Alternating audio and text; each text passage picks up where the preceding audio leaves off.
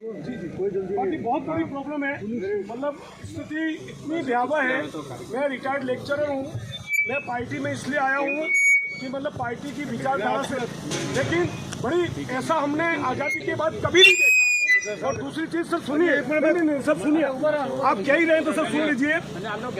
स्थिति ये है कि हमारा घर सुरक्षित नहीं, हम सुरक्षित नहीं, हम रात को 8 बजे के बाद घर से बाहर नहीं निकल सकते। ये परिस्थितियां मतलब सिर्फ इस 5-7 साल में तैयार हुई है। सरकारें पहले भी आती थी जाती थी, प्रशासन में कोई सुनने वाला नहीं है। सहकारिता के नाम पर हमारे किसानों का फसल बीमा नहीं है, लोन देती है सरकार बिना ब्याज का। वो एक व्यवस्थापक वहाँ बैठा रखा है, वो किसी को फोन करने के लिए तैयार नहीं है। उसके ऊपर ब्याज जोड़ता है, पेनल्टी लेता है। उसका जब लोन बढ़ता है तो उसका पैसा उसको उस समय नहीं मिलता है। पंचायतों में कोई काम कहो तो बजट ही नहीं है। पंचायत समिति कहो तो 1-1 करोड़ घंटे में कुएं गिर गए, सब फसलों में पानी अब नहीं जा सकता, नहरें सब धराशायी, कोई सुनवाई नहीं है। तो मेरा निवेदन है, लोगों ने बहुत आक्रोश व्यक्त किया आपके पहले, हो सकता है ये लिपिबद्ध हो या न हो। ये जल मिशन कार्यक्रम मोदी जी का 2024 तक घर घर पानी, वो हमारी सड़कें खोद दी गई। गांव में हम जो चलते थे पंचायत ने बनाई, वो सब तहस नहस कर दी। न तो वो सड़कें सही हुई, न नल की टोटी लगी, न पानी आया। और वो एक व्यक्ति पूरे देश के मिशन को लेकर चल रहा है। धारा 370 खत्म कर देता है, राम मंदिर बना देता है, विदेशों में हमारी छवि बहुत ऊंची हो जाती है। इसके बाद हमारी सरकार अगर छोटे छोटे काम नहीं करेगी तो क्या देश का प्रधानमंत्री आकर यहाँ पर करेगा? ये हमारी पीड़ा है।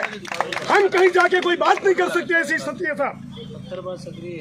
नहरें अगर अभी भी नहीं बनी तो पानी नहीं जाएगा। और प्रशासन इतना हावी है, हमारा विधायक हार गया तो क्या हुआ? सरकार को इस विधायक को पूरे पावर देने चाहिए। गोपीचंद विधायक है और वो कहेगा वो काम होगा, कोई सुनने वाला नहीं है। आरएससीबी के अंदर सरकार सौर ऊर्जा के लिए आत्मनिर्भर बनाना चाह रही है। 6-6 महीने तक सब्सिडी नहीं आ रही है। वो अयन उस फाइल को आगे ले जाने को तैयार नहीं है।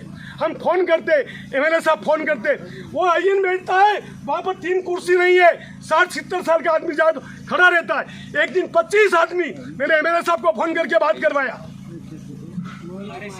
अगर हल नहीं हुई तो रात को ये बेचारे 12-1 बजे तक चुनाव में पंचायत में कैसे जाएंगे लोग? हम जब चुनाव होते थे तो रात को 1-1 बजे तक घर आते थे। अब तो सुरक्षित ही नहीं है। व्यक्ति तो 6 बजे के बाद दरवाजा बंद करके अंदर चला जाएगा और वो जाएंगे, कुछ भी करके आ जाएंगे और पूरे बूथ के बूथ कब्जा करके चुनाव जीत जाएंगे।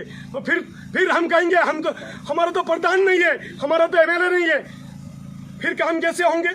हमारा सरपंच नहीं है, वो सरपंच भी ऐसे ही बना देंगे, डरा के पूरे उठा के ले जाएंगे। इसलिए मेरा निवेदन है, प्रशासन बात चाह ले और वो काम नहीं हो, ऐसा इस हिंदुस्तान में हो नहीं सकता। एक बार किसी व्यक्ति ने कहा पुलिस चोर, तो वो घबराया। तो फिर उसने कहा कि मतलब मैंने ये थोड़ी कहा हिंदुस्तान की पुलिस चोर, बोले कहीं चोरी हो जाए और चोर पकड़ा नहीं जाए, ये संभव नहीं है। पुलिस चाहे तो 24 घंटे में पकड़ सकती है। गांव के बीचों बीच मकान में दिन दहाड़े चोरियां हो जाना, मतलब आम व्यक्ति मतलब असुरक्षित और भय में है साहब। और ये 10-15-20 चोरियां हो चुकी है मतलब इस क्षेत्र में। ये हमारी वेदना है साहब। मंत्री जी, कर्मचारी को हर 3-4 साल में भेज दीजिए अलग जगह पर, भले पार्टी का हो, विचारधारा का हो, वो भ्रष्टाचार वही करता है वहां पर रह के, वो काम नहीं करने देता है। उसको मालूम है मैं किस काम को कहां पर रोक सकता हूं, वो रोकने की बात करता है वहां पर रह के।